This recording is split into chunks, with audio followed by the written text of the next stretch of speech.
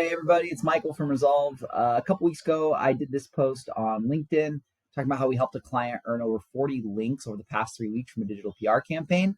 I just wanted to do a quick video showing you how we did it and how we were able to drive these amazing results and how it's actually gotten even better since then. So the way that we go about running our digital PR campaigns is you have to provide journalists with something that they want to write about, that their audience cares about, that would be valuable to them. So to do this, we like to run surveys to ask questions that we think will then elicit and create a provocative headline that journalists will then want to write about. So, for example, we had a client that's in the affordable housing space. We talked about the burnout behind living, the cost of living in America. So we surveyed 1,000 Americans to understand how inflation, housing instability, and the news cycle impacts their mental health.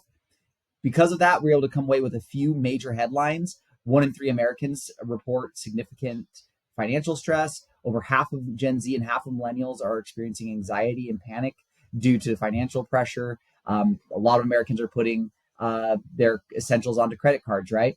So with this data, because we have these interesting headlines, we can now reach out to journalists and say, hey, and especially reaching out to journalists who cover this beat, who cover these types of topics, and say, hey, we got some fresh information, some fresh data for you that we think would be interesting for a story.